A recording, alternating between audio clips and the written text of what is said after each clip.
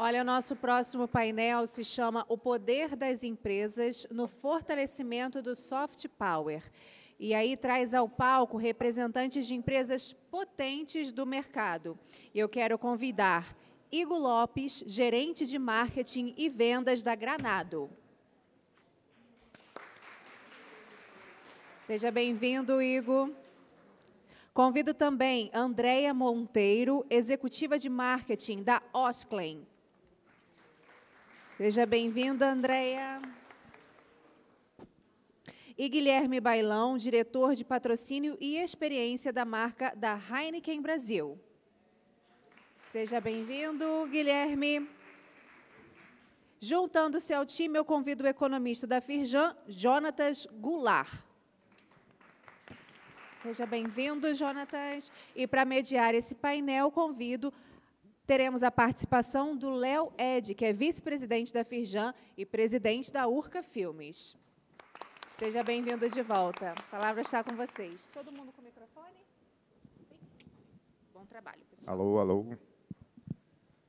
Boa noite a todas e todos. Boa noite, minha colega e meus colegas aqui de mesa. Primeiro, eu acho super interessante a gente ter marcas tão importantes aqui, né, e tão relevantes e misturadas aqui, né, Granado, Osklen, Heineken e Firjan, né, todas misturadas aqui, tentando entender ou tentando explicar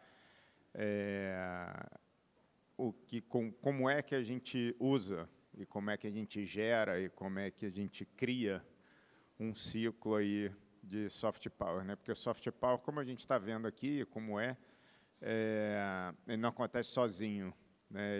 Ele é sempre circular, né?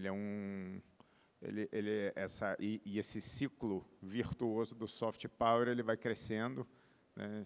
E a gente consegue elevar a potência e chegar no maior objetivo quanto mais a gente cria, gera e mantém, né, esse soft power ativo. Então, agradecer ao Igor Lopes, que está ali da Granada, a Andréia, minha parceira, nossos filhos estudam juntos, então é muito soft power, né, para criar essas crianças. O Guilherme e Jonathan, que já muitas outras discussões, mas Jonathan está entrando aqui na discussão do soft power desde o início também, e agradeço pelo conhecimento que ele traz. Eu gosto sempre de dar dois grandes exemplos, não são os únicos, né? O soft power existe desde sempre, né? Desde a época das cavernas, desde a Grécia Antiga, enfim.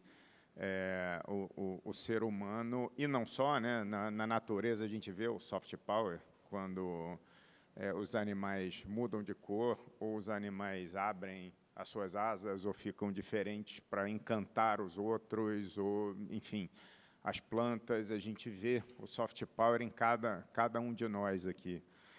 Mas eu trago dois exemplos que são muito interessantes, falando de marca, né, que é Estados Unidos e a própria Europa, né, principalmente a França, né, Estados Unidos com o American Way of Life, e trabalha muito a questão do cinema, que é de onde eu venho, né, do cinema e audiovisual, todas as marcas que a gente conhece e convive com elas como se estivessem dentro da nossa casa.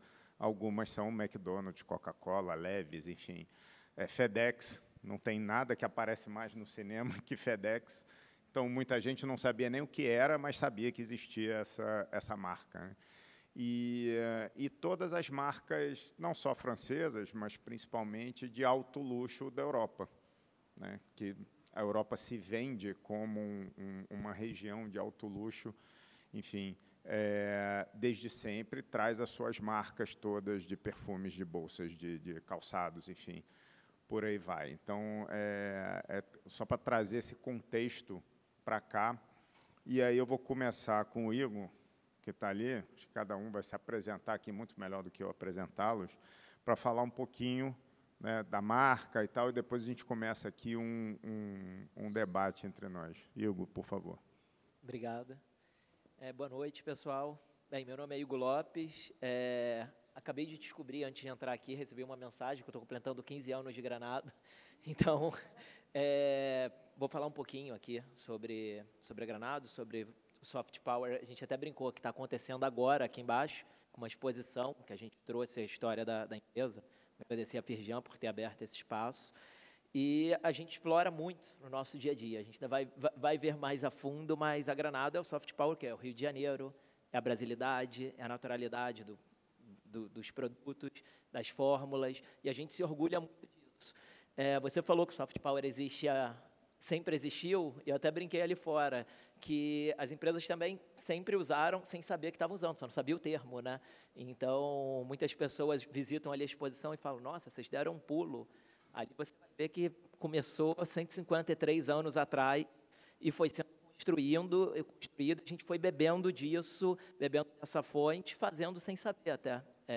Então, acho muito difícil que alguém lá, 100 anos atrás, pensou no soft power da Granado, mas ele viu que aquilo dava um retorno, ele viu o valor naquilo que a gente estava falando. Então, é um prazer estar representando a Granado aqui nesse painel e falando sobre, dando os nossos exemplos, que acho que tem muito a ver com a casa e com a Osklen, que representa muito bem o Rio de Janeiro, e a Heineken, apesar de ser holandesa, acho que qualquer grande ativação no Rio, você vê presente, explora bem essa carioquice. Então, espero que vocês curtam. Não, a Heineken é carioca já, né? Não tem nada de holandesa. Ó, a cerveja mais amada pelo carioca, tá vendo?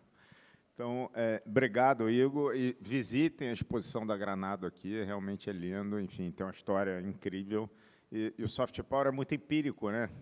De fato, sempre existiu e sempre foi usado, mas é sempre empírico. A gente usa, né? Da roupa que a gente está usando aqui, cada um tem as suas características, o jeito que a gente fala, tudo isso faz parte, né? Então, a gente, eu não lembro quem falou ali fora, quando a gente estava conversando, o Brasil também sempre teve, né? O Rio de Janeiro só existe até hoje, mesmo tendo muita gente tentando destruir. Muito soft power aí para manter. Por conta do soft power que existe, né? Que sempre existiu, e o que a gente precisa é canalizar e entender para poder potencializar, né?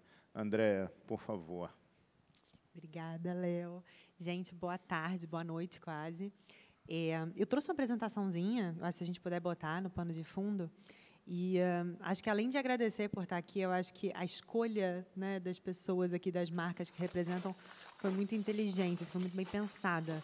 Porque quando a gente está falando de soft power como um todo, a gente está falando... vamos ver o vídeo antes? É um exemplo e depois eu...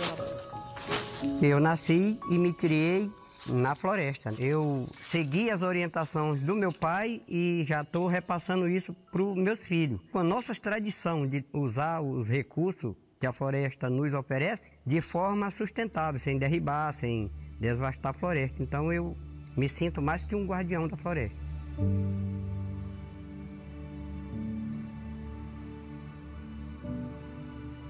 O Tênis AG surgiu de uma visão bem clara e de um propósito como manter a floresta em pé e, ao mesmo tempo, o meu ponto de vista de como trazer a nossa indústria junto ao pensamento do desenvolvimento sustentável. Cabem 7 cadeias sustentáveis de produção. Solado é um misto de látex natural da Amazônia, vindo das cooperativas de seringueiros, com borracha reciclada dos nossos próprios calçados, com resíduos de palha de arroz, a palmilha feita de EVA proveniente da cana-de-açúcar, de manejo sustentável.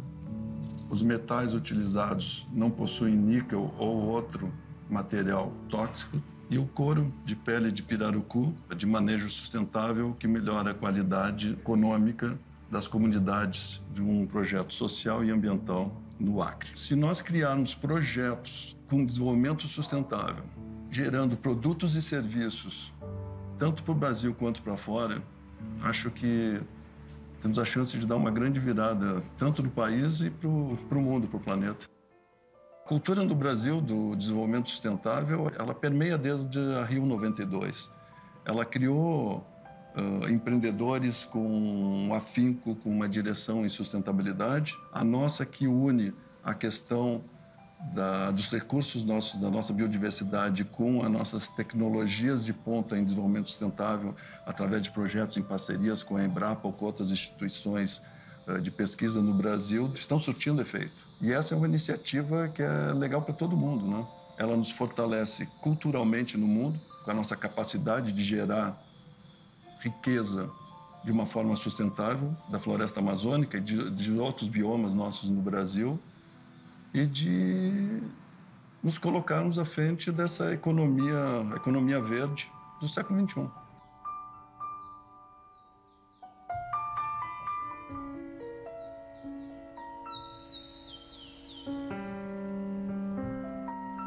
Eu sou muito grato por fazer parte dessa geração que está vivendo agora nesse movimento de transição da civilização que nós estamos tendo com o planeta. Que quando se fala, né, que é uma das coisas mais importantes para mim, para o final do século passado, que dá a introdução para o século XXI que nós vivemos, que é, sim, podemos utilizar nossos recursos naturais do planeta para gerar lucro, para gerar economia, desenvolvimento, se nós o mantivermos iguais ou melhores para as próximas gerações. Isso, para mim, assim, é um lema, é uma coisa tão simples de entender. O benefício para as pessoas nada mais é do que ter a certeza de que está vendendo seus produtos por um preço justo e que está garantido que isso é duradouro, é para longo prazo. E para o meio ambiente é exatamente por isso, porque quando as pessoas continuam nas comunidades, automaticamente os que vêm de fora para devastar a floresta não vão conseguir, porque encontra com a gente. Isso aqui é uma seringueira. A mãe de leite da Amazônia brasileira aqui na Terra do Meio.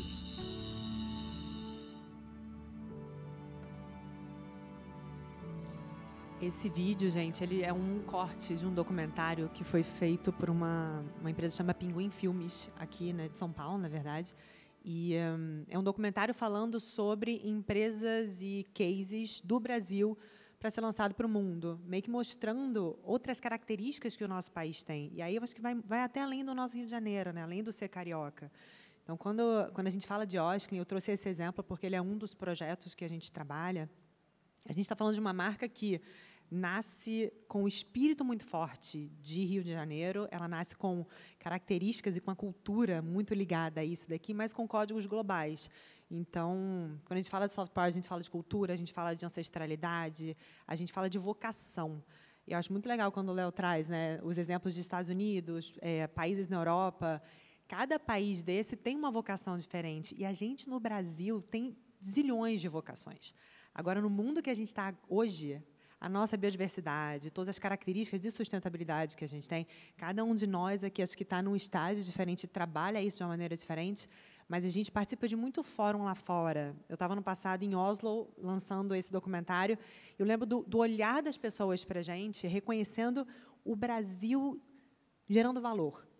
Então, quando a gente fala de levar o nosso soft power através de marcas para fora, eu acho que a gente está falando de além da marca, além do produto, né? A gente está falando dos projetos, de como que a gente faz para transformar esses itens em itens de demonstração do que a gente tem aqui como cultura, né? Então, é extremamente importante, a gente usa muito tempo. Tenho muito orgulho de falar de Osklen nesse sentido, porque, antes de estar na Osklen, eu trabalhava como diretora executiva do Instituto E, que é um OCIP. Este senhor que estava falando no nosso vídeo, que é o Oscar, ele é fundador da Osklen, fundador do Instituto E, ele é embaixador da Unesco para a cultura da paz e da sustentabilidade. Então, a gente está falando de ativos que a gente tem dentro do nosso país, independente de qual marca, que é super importante. A gente tem que ter o orgulho de conseguir mostrar, para levar lá para fora, um Brasil diferente do que a gente quer ouvir, né? Acho que é muito por aí. Obrigado, André. Passar para o Guilherme, da Heineken, para se apresentar também. Boa noite a todos. Obrigado pelo convite. Um prazer estar aqui, falar com vocês.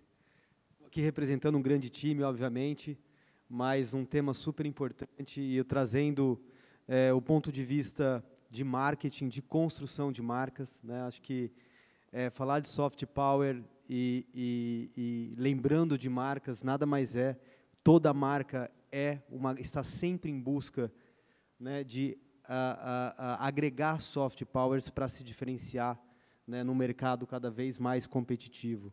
Então, construção de marca é, sim, uma reunião, né, de soft powers, cada marca buscando, né, os seus diferenciais, os seus atributos que vão fazer a diferença né, nos mercados aos quais atuam. Eu trouxe um vídeo aqui só para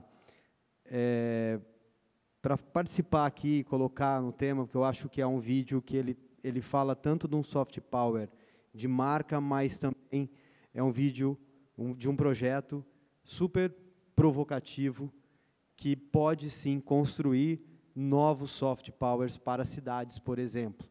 E também a gente, sendo uma marca global, é interessante ver como que uma marca global também, né, num país, atuando no Brasil, por exemplo, como que a gente consegue trabalhar as diferenças que esse país tem, né, os soft powers que o país tem, e a gente consegue associar e entregar, né, para o consumidor, para o público, experiências incríveis, valorizando o soft power que cada local tem.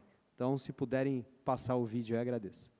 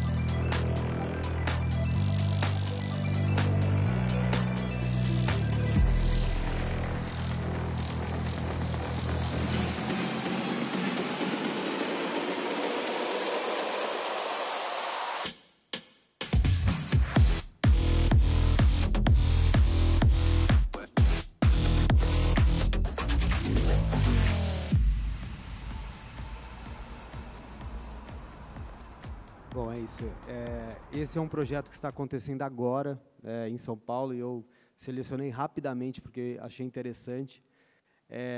Quem conhece São Paulo, o Rio Pinheiros, óbvio, sempre fez parte da vida do paulistano, só que ele sempre fez parte de uma maneira muito negativa, né? Todo mundo se lembra do Rio Pinheiros, torce o nariz, seja pelo cheiro, ou vira a cara, porque ele não é tão bonito de se ver.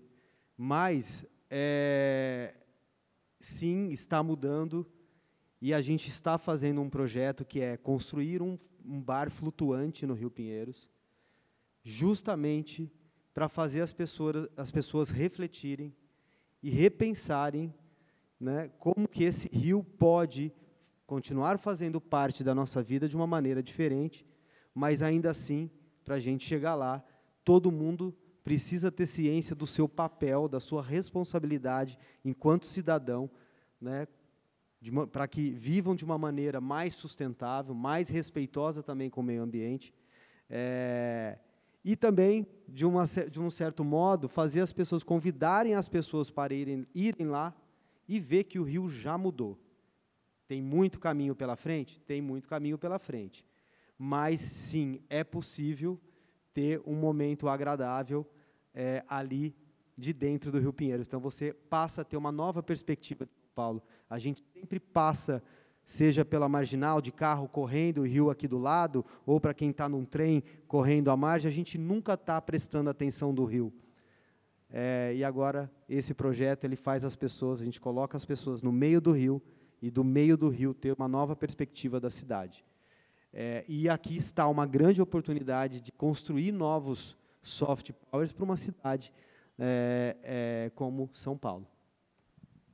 Obrigado, Guilherme. Jonathan. Boa noite a todos. Meu nome é Jonatas, eu sou economista na Firjan. E quando eu recebi o convite para estar aqui, é como se eu fosse o representante do hard power. Porque o economista está acostumado a trabalhar com o quê? Com PIB, com inflação, que é exatamente o contrário, mais ou menos, do que a gente está acostumado a falar. mas eu gosto de falar que economista olha um monte de coisa. Uma das coisas principais que eu acho que é o papel do economista nesse processo de soft power é conseguir mensurar o soft power. E isso é uma tarefa não muito simples, porque a gente está falando principalmente soft power, nada mais é do que branding, a imagem. Como é que a gente consegue transformar isso, quantificar isso? Como é que a gente consegue trazer isso para uma realidade quantificável e entender se o quão é relevante, o quanto é mais forte o soft power de um país ou de outro. E aí, quando eu fui estudar o tema, eu percebi que existia um índice global de soft power, e eu falei assim, pô, interessante, como é que é feito isso? E é uma pesquisa de opinião. Lógico, não tem como você entender de branding, entender de imagens, sem você fazer uma pesquisa de opinião. Mas o resultado é extremamente interessante dessa pesquisa global, que se eu for perguntar para vocês, pô, qual é o soft power do Brasil? Por que o Brasil é reconhecido? Qual é o reconhecimento do Brasil no soft power? Lógico, acho que um dos primeiros pontos é sobre familiaridade. Por quê? Qualquer brasileiro no mundo, quando alguém fala assim, eu sou do Brasil, ele vai rir e falar assim, pô, legal, você é brasileiro? Futebol? Música? Então, a gente é muito reconhecido. E aí eu falo do Rio de Janeiro como um lugar muito feliz, porque a gente tem Maracanã, a Bossa Nova é do Rio de Janeiro, as praias mais bonitas também são do Rio de Janeiro, então o Rio de Janeiro tem uma força muito grande nesse soft power, que é a maneira como eles reconhecem o Brasil lá fora. Importante a gente entender que o Brasil é o 31º colocado nesse ranking internacional de soft power, o que é uma colocação muito boa, se a gente for pensar que é o primeiro lugar da América Latina, mas nós temos algumas coisas bastante ruins. Quando a gente fala de governança, que tem a ver com, por exemplo, o que fez a gente perder algumas posições no último ano, principalmente a maneira como foi feita, por exemplo, a reação em relação à atuação na pandemia, a questão também da corrupção no Brasil, são variáveis que fazem com que a gente perca algumas colocações nesse soft power. Mas trazendo um pouquinho desse contexto de quantificar soft power e entender como que as empresas elas usam isso é uma coisa que é bastante rica, porque soft power todo mundo faz, todo mundo fez, muitas vezes sem saber. A gente costumava falar o seguinte, pô, o Brasil, o Rio de Janeiro faz soft power há muitos anos sem saber, principalmente a música, a Bossa Nova é o grande soft power do Brasil, e a gente é muito feliz, e isso é muito bom, e a gente fez sem querer. Mas a Coreia do Sul fez o K-pop por querer e ganha da gente nesse quesito. Então, é importante a gente conseguir entender o que é soft power, mensurar o soft power e passar a fazer uma política de soft power, porque isso, com certeza, faria com que a gente aproveitasse ainda mais as potencialidades não só do Rio de Janeiro, mas do Brasil. Quando a gente fala, por exemplo, de cinema, o Léo Ed entende muito bem, o Brasil foi internacionalmente reconhecido também na época do cinema novo, o nosso cinema atual é muito reconhecido, mas não tem como comparar, por exemplo, com uma política que foi feita nos Estados Unidos de exportar a cultura deles através do cinema. Imagina se a gente fizesse isso no Brasil. Então, de maneira geral, eu sou mais ou menos a área que está tentando olhar para o soft power e tentando ver como é que a gente consegue quantificar isso, porque a gente consegue transformar isso em política pública e fazer com que a gente deixe de fazer isso de uma maneira sem querer ou amadora, de uma maneira simples, e possa fazer isso, de fato, com uma política pública e deixar de ser relevante sem querer. E é isso, e vamos bater papo. Boa, Jonathan. A gente escutou bastante coisa já aqui, enfim, eu acho que tem muita sinergia, né? Estamos falando de marca o tempo inteiro, né? Nós somos uma marca, né? As empresas têm suas marcas, os estados, as cidades, enfim. A gente fala muito do valor da marca, né? E aí os economistas precisam trabalhar bastante, né? Para poder chegar a conseguir valorar esse ativo intangível, né? Antigamente eu tinha um problema com essa palavra, porque toda vez que a gente chegava em algum lugar, no BNDES, que foi o primeiro, acho que foi a primeira instituição a realmente trabalhar o intangível, né? Inclusive para linhas de crédito e tudo mais, eu chegava e falava, não vou falar que é intangível não, porque aí ninguém vai acreditar em mim, que era isso que acontecia, né? Meu ativo é intangível, eu tenho uma produtora, e eu não sou um estúdio americano que tem 20 mil metros quadrados de construção, ou a Rede Globo, que tem os estúdios Globo, que valem, né, consegue tangibilizar com valor de mercado quanto é que você vende aquilo tudo. Eu tenho filmes, eu tenho séries, eu tenho conteúdo, eu tenho propriedade intelectual, né? Assim como grande parte das empresas da indústria criativa. Só que aí chegou um momento que eu mudei isso. Eu falei, o contrário, eu quero mais é ter intangível mesmo, que é muito melhor, né? Porque eu consigo vislumbrar agora uma tangibilidade desse intangível, enfim. E aí eu consigo fazer com que as pessoas entendam o valor da minha marca, né? Agora, coloco aqui uma pergunta, e aí, só para dar uma ordem aqui, a Andréia podia começar respondendo, mas um debate, por favor, gente, agora vamos conversar, e daqui a pouco eu abro para as perguntas do público. Como vocês trabalham essa estratégia de construção de marca para trazer o soft power para a marca e, ao mesmo tempo, porque é uma troca, né? Soft power com o local, é muito claro, todas as marcas que estão aqui, é muito claro o trabalho local e global, né? E como é que é a estratégia de vocês para conseguir fazer isso de uma forma consistente, né, que você não se perca, né, em todo esse marketing por aí, essa construção? A consistência é essencial, né? Porque quando a gente fala de Osklen, e a gente estava batendo esse papo aqui antes de entrar, cada segmento acaba trabalhando de uma maneira, né? A Osklen é uma marca que ela nasceu de uma vontade muito genuína de ler comportamento. Então, isso acaba mudando todo o nosso DNA. Para quem não sabe, a Osklen ela começou porque o Oscar, que é médico, na verdade, ele ia fazer uma expedição, Everest, Aconcagua, etc., e ele não achava o casaco que ele queria usar. Então, a vontade foi muito genuína, olhando o comportamento dele e do grupo. Então, enfim, esse daí é o iniciozinho da história da Osklen, mas, com o passar desses anos, a gente acaba sendo uma marca que ela sim é local, ela conversa com a nossa cultura, com as nossas vontades, com os nossos desejos, do ponto de vista das tribos, né, que consomem Osklen, retroalimentam, mas os códigos das nossas peças, das roupas, dos calçados, dos acessórios, são códigos globais. Então, eu acho que a gente tem uma vantagem muito característica do criador da marca e do design, do pensamento, do nosso processo criativo, de que a gente é a mesma marca em qualquer lugar do mundo. Então, a gente tem, enfim, já teve Osklen na Grécia, em Milão, em Roma, no Japão, a gente está lá até hoje, e o olhar que as pessoas trazem, o reconhecimento de essa peça é da Osklen, ela acontece aqui no Rio de Janeiro, acontece em São Paulo, acontece no Japão. Então, isso, para a gente, acaba dando até uma certa facilidade, né, no ponto de vista de trabalhar os códigos. E eu acho que a moda traz muito disso, ainda mais uma moda que é um pouco mais atemporal. Então, a gente navega nisso. A nossa estratégia ela é muito mais de não se deixar levar por nenhum tipo de tendência ou algo específico.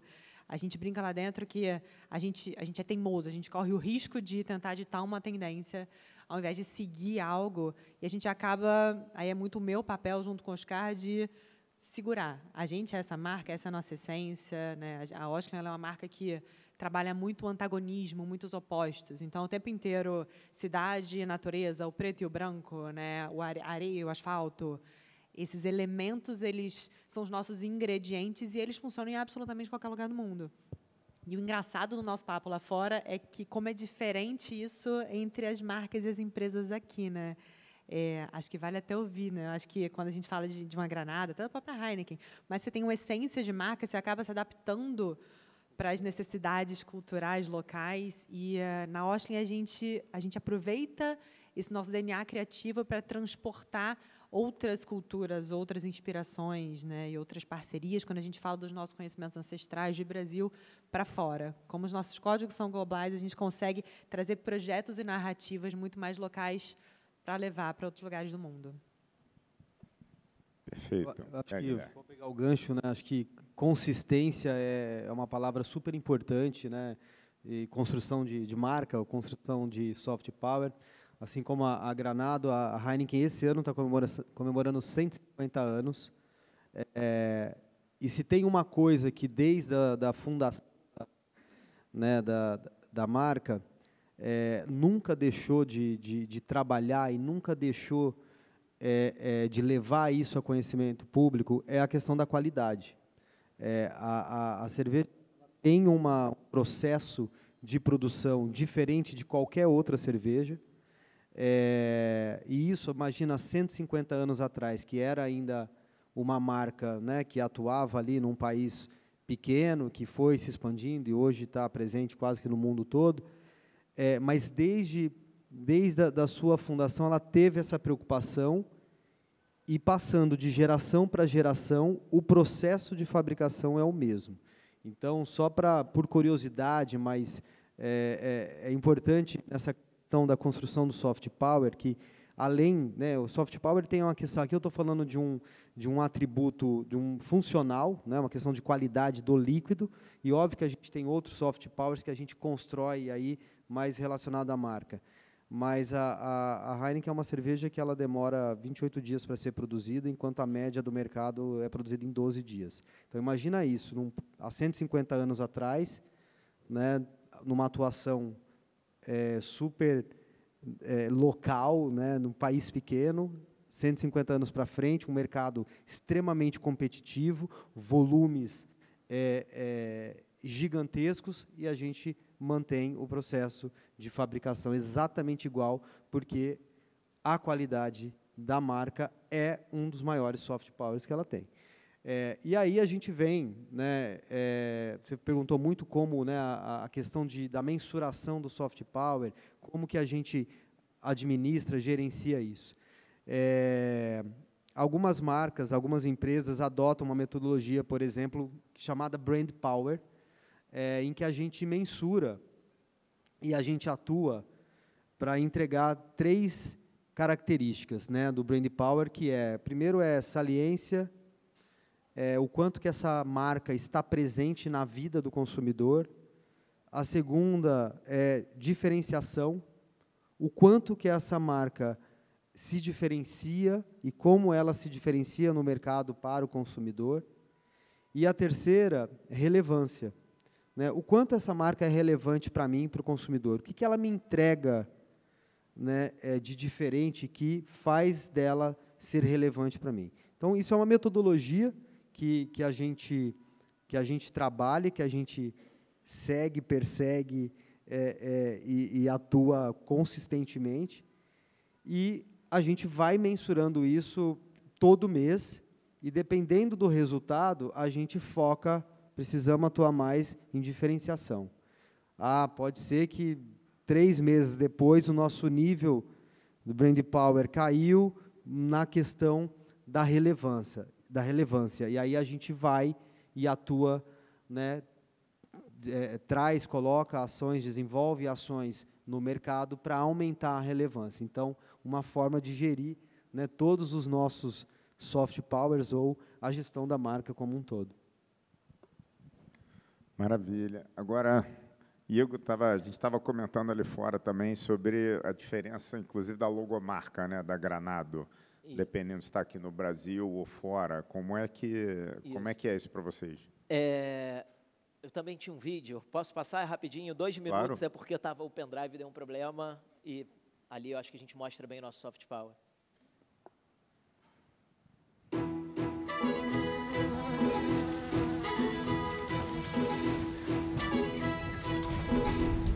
Em 1870, no Rio de Janeiro, capital do Império, o português José Antônio Cochito Granado começa a história da botica mais tradicional do Brasil. Encantado, Dom Pedro II confere a Granado o título de farmácia oficial da família imperial brasileira. Na movimentada Rua Direita, no centro do Rio, a Granado reunia grandes personalidades, desde Rui Barbosa a José do Patrocínio, acumulando prestígio e prêmios internacionais. 1903, a grande criação. João Bernardo Granado, irmão do fundador, desenvolve a fórmula do polvilho antisséptico, um ícone da marca e um marco da época.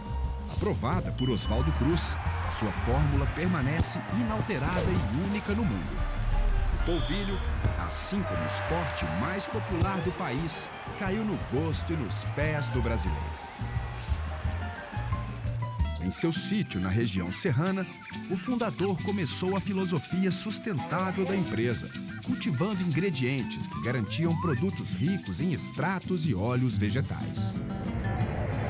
A Granado é pioneira na fabricação de sabonetes com glicerina 100% natural e a primeira a suspender testes em animais no Brasil.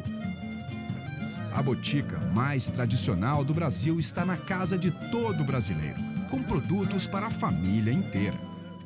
Querida por gerações, a Granado é um sinônimo de sustentabilidade, qualidade superior e tradição.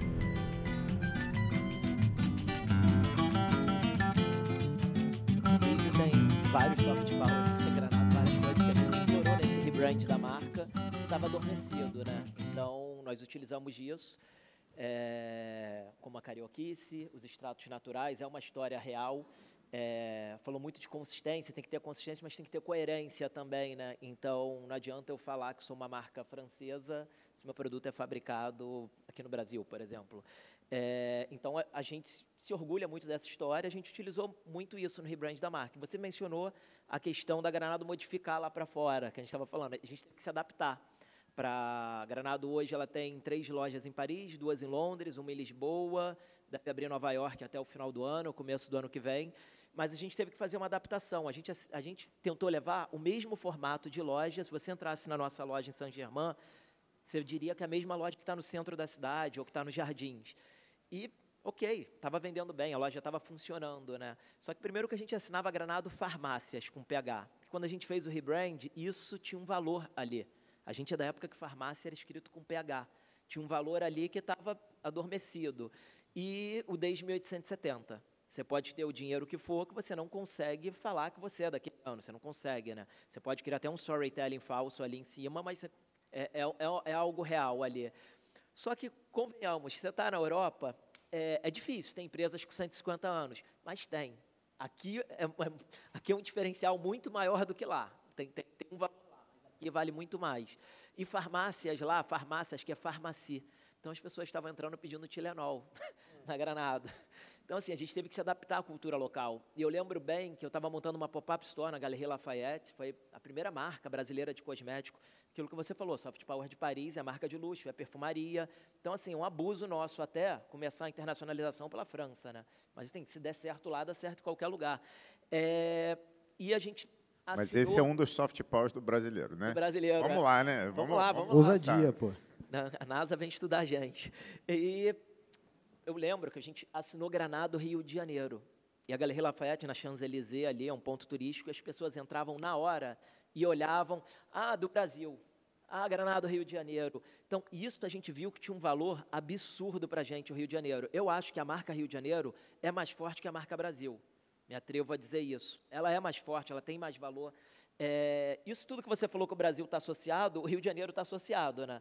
Boa parte, o Brasil inteiro também acaba bebendo do Rio, né? A gente dita muita tendência. Então, a gente acabou tendo que adaptar. Então, o logotipo lá é Granado, Rio de Janeiro. Todos os locais é Granado, Rio de Janeiro.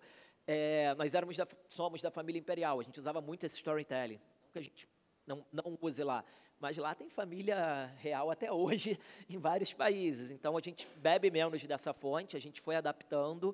A fragrância que mais vende nossa se chama Carioca. E eu lembro que eu participei, eu comecei como designer na Granado, então eu participei do desenvolvimento dessa embalagem especificamente. E a gente teve medo que os paulistas não comprassem Carioca.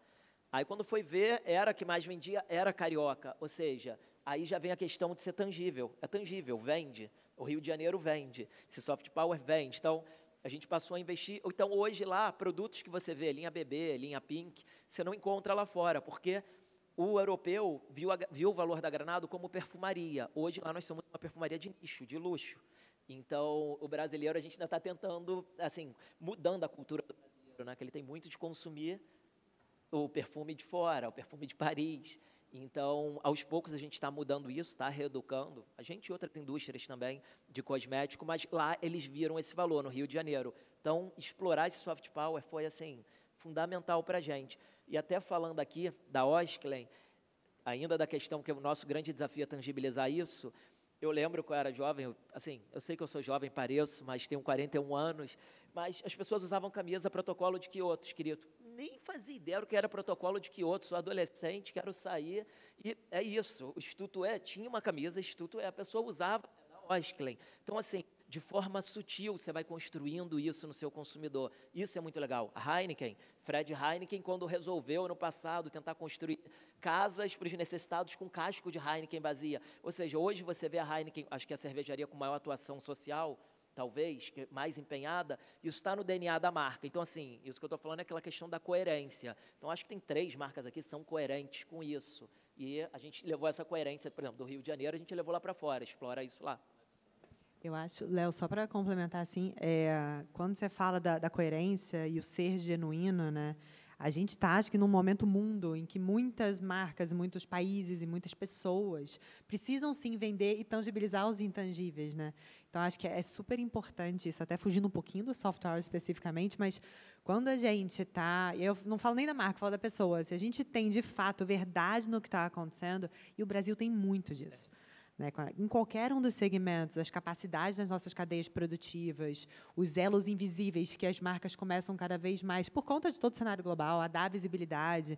Então, o ser genuíno nisso, eu acho que traz muito, tangibiliza muito do intangível. Né? E o consumidor percebe quando você está falando a verdade. A verdade é intrínseca. Ela está intrínseca ali na marca, no brand da marca. A gente estava falando do soft power, não é de agora. Não, é cauda longa, vai reverter em valor para a marca no futuro, vai tangibilizar muito mais, porque tem o índice de valores de marca, então agrega, só que é a longo prazo, não adianta também achar, vai fazer algo agora e vai... Sim, essa autenticidade, né, essa verdade e tal, virou, de fato, um soft power muito importante para as marcas, para as histórias, para os filmes. Né? Eu falo do meu lado aqui também, porque hoje as pessoas têm acesso a tudo que é conteúdo. Né? Não é mais, você não consegue mais enganar ninguém, pelo menos não por muito tempo. Né? Antigamente, você assistia televisão, aqui está 19, hein? É 10 minutos só? Que aqui na tela está 19. Estava mais animado do que eu estou agora. Vamos fazer uma média aqui. Então, eu vou fazer o seguinte. Não, maravilhoso, assim, a Heineken é carioca, a Osklen é carioca, a Granada é carioca também, e é mundial, é global, enfim. Para mim é muito claro como também consumidor, enfim, é muito claro, e foi muito feliz a composição da mesa por isso. Vou deixar o Jonathan falar, mas já vou te colocar a segunda pergunta também, para você responder as duas juntas. Eu estava falando ali fora sobre o índice de confiança, aí eu pedi o dado aqui correto, que é tangibilizar, né, em números. Quando você tem um aumento de 15% na confiança de um país, obrigado, Neto, pela informação, e essa informação do Global Soft Index, você tem um aumento de 1% no crescimento econômico do país. E quando a confiança, essa mesma confiança sobe 1%, você tem um aumento de 3% do investimento estrangeiro. Ou seja, cada 1% de aumento da confiança no país, que é completamente soft power, você tem um aumento de 3% no investimento estrangeiro naquele país. Que aí você aumenta o investimento estrangeiro, você aumenta mais a confiança. Aí você aumentou mais a confiança, você aumenta mais o investimento estrangeiro. Né? Agora, é o que a gente costumou chamar aqui de ciclo de tangibilidade. É o tangível e intangível se retroalimentando. Agora, como eu acho que o Igor falou no início, também tem o outro lado. Né? Tem o soft power que a gente costuma chamar aqui de reverso. Né? A questão da corrupção, né? O jeitinho brasileiro virou uma coisa ruim, né? Era uma coisa boa, criatividade e tal, virou uma coisa ruim, a segurança pública, enfim, várias questões que vêm e vão reequilibrando essa balança aí do soft power, além da disputa global hoje de soft power. Né? O soft power de Paris, com luxo e tal, mas vem cá, a gente tem Rio de Janeiro, a gente tem um produto de qualidade e tal. Então, devolvo aqui para o Jonathan, já para falar sobre a nossa marca da querida Firjan e como as marcas tangibilizam, né? Qual o impacto real, né? Tangível, vamos dizer assim, real não, mas tangível, com todo esse crescimento do soft power. Diferente das outras 3 marcas, todas elas querem ganhar dinheiro, lucrar, porque é natural no sistema econômico. A Firjan ela não tem objetivo financeiro lucrativo, mas a gente entende a importância que a marca tem, principalmente para a influência de política pública para melhorar o ambiente econômico. A gente está preocupado, de fato, em melhorar o ambiente econômico de todas as formas. E como é que a gente faz isso? A gente faz isso com soft power. Na realidade, para a gente conseguir influenciar a política pública, a gente precisa fazer com que as pessoas acreditem que no que a gente está fazendo faz sentido, tem credibilidade e eles passam a acreditar no que a gente está fazendo. E isso, de fato, você não consegue fazer de um dia para o outro. Para você construir credibilidade a ponto das pessoas acreditarem no que você está falando, você leva um tempo longo o suficiente. Então, existem, em geral, 2 maneiras de você fazer marketing. Aquela que você quer vender agora, compre batom, e aquela que você construir uma imagem de longo prazo que vai fazer com que as pessoas vistam aquilo e comprem aquela ideia, não só aquele produto, comprem aquela ideia. E isso tem um poder muito forte. E a Firjan, de maneira geral, tem muito objetivo, muito essa força. A Casa Firjan tem esse objetivo. A gente está aqui num ambiente que é inovador, tecnológico, discutindo coisas extremamente relevantes, e isso aumenta muito o poder da nossa marca. Então, o nosso objetivo é, sim, influenciar a política pública para a gente poder fazer um ambiente de negócios mais favorável, não só para a indústria, mas para toda a economia local. E como é que a gente consegue, de alguma maneira, entender que nós estamos fazendo isso? A gente precisa monitorar. E, como você falou, lá na Heineken, vocês fazem todas o acompanhamento de entender exatamente o que a gente está ganhando, o que a gente está perdendo espaço em termos de valor de marca. E isso é importante demais. Se a gente não consegue mensurar, se vocês não têm economistas ou estatísticos nas áreas de vocês, para vocês conseguirem fazer esse monitoramento de marca, esse monitoramento de como que está o processo de vocês monitoram só vendas, vocês estão preocupados só com curto prazo, vocês não estão preocupados com médio e longo prazo. E isso é importantíssimo para uma construção de marca de médio e longo prazo. Então, abrir mão um pouquinho do curto prazo para você pensar numa estratégia de comunicação de longo prazo é o que, de fato, vai fazer com que você deixe de olhar só no próximo ano e, para, sim, ter mais consistência de médio e longo prazo. Então, pensar no longo prazo e mensurar isso é importante como estratégia de desenvolvimento de qualquer marca. Na Firjan, a gente tem esse objetivo, e esse objetivo é extremamente claro, porque a gente só pode fazer isso. A gente vende, de fato, vende alguns produtos SESI, Senai, sim, é um dos nossos core business, mas o principal que a gente está pensando é em melhorar o ambiente de negócio, e para isso a gente precisa influenciar a política pública. Então, esse é um papel importante, não só olhar as vendas e como é que está a saúde financeira atual da empresa. Por isso que acho que é importante a gente entender esse processo, de entender curto prazo e longo prazo e mensurar os dois. E a Casa Firjan foi podemos dizer que foi um rebranding da Firjan, né? Não só a marca foi mudada, mas a Casa Firjan é claramente um caminho de evolução da Firjan, acompanhando a evolução de mundo, né? A modernidade e tal. Então, sai de um entendimento que existia, aquele entendimento duro, né? de indústria tradicional, de fábrica e tal, e vem para o entendimento da nova economia muito maior do que só construir fábrica e tal, que a gente precisa da indústria, né? Da indústria tradicional, mas como você evolui como mundo, né? Aproximou a Firjan da comunidade também. As pessoas olhavam a Firjan como um instituto burocrático ali, isso aí, que você falou, algo muito burocrático. Hoje, quando a gente falou que a exposição estava na Casa Firjan, o pessoal, nossa, tem um jardim lindo, nossa, o final de semana lá é incrível, nossa, fui numa exposição. Então, assim, você acaba atraindo um público que acabava olhando você tinha uma imagem muito deturpada, assim, distante do que é. Perfeito. E aí, aproveita e vamos falar de como é o retorno aí para vocês desse. Nossa, como você consegue mensurar isso A gente consegue, como a gente falou, nas vendas, óbvio também, nas vendas, aquilo que eu falei, Carioca, por exemplo, é a fragrância que mais vende. Mas está 153 no mercado também, é sinal que o soft power está sendo bem usado e está revertendo. Mas ainda, vou até dar um exemplo aqui, está em primeira mão, eu estava conversando com a Priscila, lá da equipe. A gente está com uma ação na Lagoa, tá, no Outubro Rosa, e a gente pintou 10 pedalinhos de pink na Lagoa.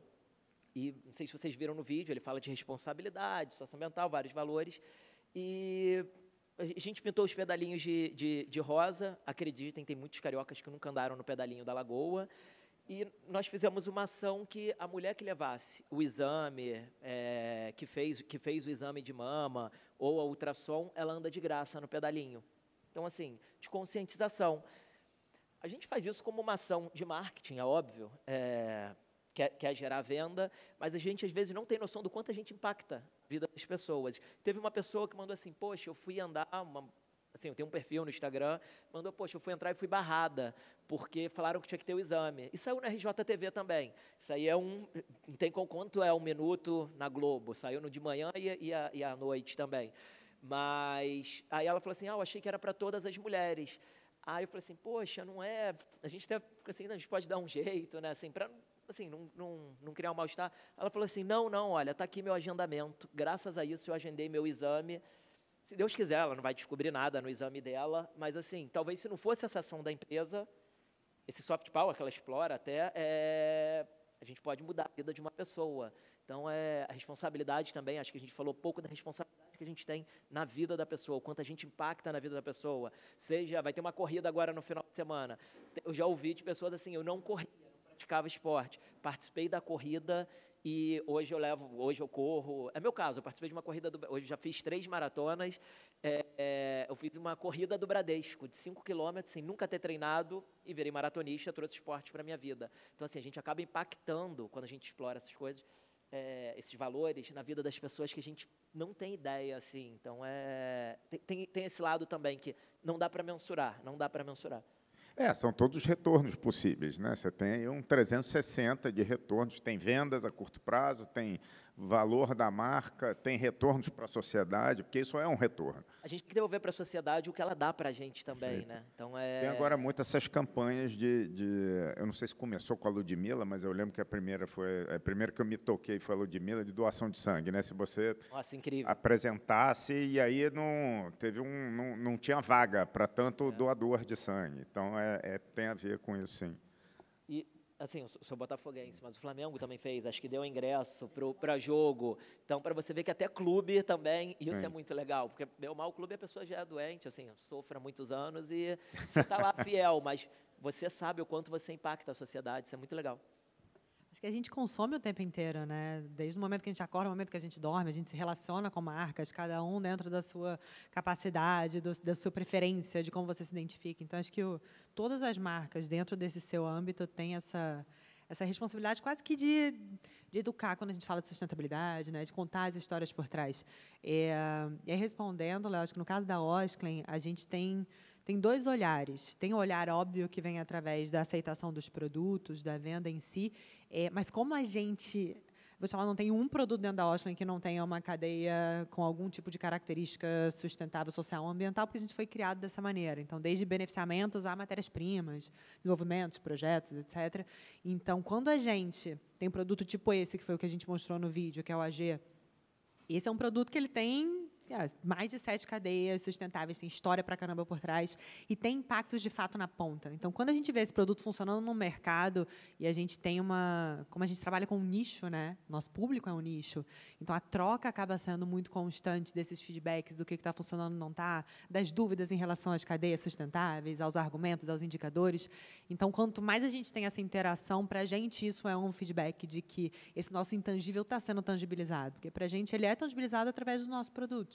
Né, a gente, enfim, é uma marca que trabalha em moda, mas faz parte de um grupo que tem, enfim, um OCIP que trabalha com desenvolvimento sustentável, a gente tem, dentro desse próprio grupo, tem empresa de energia solar, então a gente tem várias abrangências ali para tangibilizar histórias diferentes. Então, o nosso tangibilizar vem, sim, do financeiro, do ponto de vista de retorno, mas vem muito do intangível, da troca e do feedback que a gente tem dos nossos consumidores que consomem o produto, mas os consumidores que consomem a mensagem. quando você falou da t-shirt no protocolo de Kyoto, ela, para mim, é um ícone também. Há muito tempo, eu participei de um seminário e uma menina de uma outra marca, em que ela era head de marketing de uma empresa que, na época, era até concorrente nossa, e ela usou isso como exemplo, que ela, na faculdade, viu uma t-shirt, protocolo de Kyoto, foi pesquisar o que era. E hoje ela trabalha como head de ESG.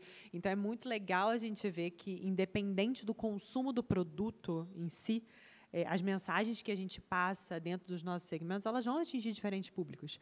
E o legal é justamente provocar esse diálogo, né? Então, quando a gente coloca uma t-shirt, quando a gente trabalha com uma tribo, como uma Xaninca da vida, quando você traz esse tipo de história por trás dos produtos, você está iniciando debates que são essenciais. As pessoas saíam para no Rio Night, né? Saiu para balada, para night, com a camisa do Instituto. Quando que você vai usar uma camisa de um instituto para ir para a noitada? Então, assim, a construção de marca, que aquilo ali ajudou. Muito forte, né? Muito forte. Eu acho que isso é a moda é uma plataforma, né? Para a gente isso é muito claro. A moda é uma plataforma de comunicação, de expressão, de transformação. E aí eu acho que volto para o Brasil. No Brasil, a gente tem um potencial dentro do segmento da moda, que mundialmente é o segundo segmento mais poluente. A gente tem uma responsabilidade muito forte de trabalhar a transformação, não só do ponto de vista de comportamento, mas de matéria-prima, de cadeia produtiva. Eu bato muito nisso, assim, porque a riqueza que a gente vê dentro do Brasil, quando eu falo dessa minha experiência no Instituto E, antes de eu migrar aqui para a Oscar, dentro do grupo, o que eu fazia era literalmente trabalhar no desenvolvimento dessas cadeias sustentáveis dentro do país que a gente tem, que é um país continental, é uma riqueza de biodiversidade absurda. E quando a gente fala de desenvolvimento sustentável, a moda é uma plataforma incrível para a gente contar essa história para fora e tangibilizar o intangível. Exato. E multiplicador econômico aí nessa cadeia produtiva também dentro do Brasil, né? É o que a gente fala na indústria criativa, que é usar o que temos aqui, porque temos todos. Se a gente fechar nossas fronteiras, a gente vive tranquilamente aqui da nossa subsistência, né? De tudo, desde fabricação, transformação da matéria-prima e tal. Acho que só para complementar uma outra forma de mensurar, né? Acho que os resultados de pesquisas, de preferência de marca, preferência, né? Até citei brincando aqui, acho que foi a Veja recentemente, né? Colocou como a Heineken a cerveja preferida do carioca, por exemplo. Atualmente também é a cerveja mais amada do brasileiro, e olha que a gente ainda não está presente, né, no Brasil inteiro e tudo mais. Então, tem essas formas de mensuração. Mas uma outra coisa que eu queria falar também é que até as nossas ações de marcas, né, de cunho social, de responsabilidade social, isso também pode virar um grande soft power. A Heineken, por exemplo, né, esse vídeo que eu trouxe, ele também tem vários assuntos ali por trás dele, mas um super importante é a questão da sustentabilidade, que é um tema super importante, complexo, urgente, e a gente estrategicamente escolheu falar de sustentabilidade através da nossa plataforma de música, de cultura, né, de uma forma super agradável, irreverente, bacana, nos momentos de prazer, de lazer das pessoas. A gente conseguiu levar essa mensagem para provocar uma mudança de comportamento, ao mesmo tempo tornar públicas as nossas metas de sustentabilidade, né, mostrar, abrir mesmo a casa, falar da nossa responsabilidade com relação ao tema, e trazer o consumidor para dentro dessa história. E aí, quando você pensa numa geração Z, que é super, 100% antenada, ligada nesse tema, isso faz ela se identificar também melhor com essa marca. É tão louco isso que vocês fazem isso. Eu sou fã da marca, não bebo, então sou botafoguense e não bebo. Então, olha como é difícil. É difícil. Cara, eu sou vascaíno, mas pelo menos eu bebo. Tem que beber muito. Senão não dá. Cara, vocês conseguiram fazer no Rock in Rio as pessoas ficarem catando copo, revirando lixo para reciclar copo. Então, assim, que vocês tenham impactado, sei lá, de 100, se 10 passaram a ter essa consciência. Então, assim, é fenomenal. Assim, eu sou fã da marca, então Eu também, de Granada. Que bom. Espero que tome banho. Eu não bebo, mas toma banho, que eu faço propaganda da marca. Usa Granada. Gente, assim, infelizmente, não temos mais tempo aqui. Já estou puxando a minha orelha. Foi rápido demais. A gente podia ficar a semana inteira aqui conversando. Eu espero que a gente tenha mais trocas aqui. Enfim, acho que todos os eventos, né, Júlia, a gente tá tendo essa constatação que a gente podia ter mais uma semana de evento, que ia numa boa. Então, a gente vai trazer mais vocês aqui. A ideia da casa é discutir. A casa é feita disso, né? A matéria-prima da casa somos nós, enfim, são as nossas cabeças, os nossos pensamentos, e esse debate todo. Infelizmente, a gente não vai poder abrir para a pergunta da plateia por conta do tempo, mas se alguém quiser falar mais rapidinho, só para encerrar cada um, por favor. Queria agradecer a todos, agradecer a Firjan pela iniciativa, por abrir a casa para o assunto e para abrir a casa para Granado também. Então, é isso, vocês estão aproximando, mudaram muito a imagem da Firjan ao longo dos últimos anos, e queria agradecer mesmo o carinho de todos com a marca também, com a Granado. Obrigado, gente. Bom, para fechar, né, um agradecimento óbvio a isso tudo, mas eu acho que fica muito um convite aqui. Acho que somos 3 marcas que cada um aqui tem muito orgulho, né, de levar, mas a gente é suspeita, a gente trabalha dentro desses universos. Eu acho que fica o convite para vocês, e eu me coloco como consumidora também, né, a gente tem muita iniciativa incrível no país, para além do Rio de Janeiro, e se a gente não valoriza aqui dentro, lá fora vai ser muito mais difícil. Então, acho que é muito mais um convite de vamos olhar o nosso entorno, desde a pequena marca, a grande, a maior. A gente tem muito ativo brasileiro importante para levar para fora. Bom, eu quero agradecer, fiquei super encantado aqui, conhecia muito pouco a Firjan, e esse é um grande exemplo de construção de soft power, então, obrigado pela oportunidade e um prazer também trocar com vocês. Obrigado a todos que estão aqui com a gente até esse horário também. Eu agradeço a vocês por terem vindo aqui escutar a gente. Estou falando até como Firjan, né? A gente tem esse objetivo de fazer com que o compartilhamento de conhecimento seja algo presente aqui na Casa Firjan, e esse é o nosso objetivo, e que a gente consiga sempre continuar usando esse espaço para isso. Bom, obrigado a vocês aqui pela ótima troca. Estou querendo saber muito mais. Obrigado a todo mundo. Temos mais BIM amanhã, correto? Então, muito mais o que escutar, falar, perguntar. Hoje tem o resultado das startups. Então, tem hoje, não estou mandando ninguém embora, tá, gente? Por favor. Muito obrigado. Fiquem bem, muita saúde.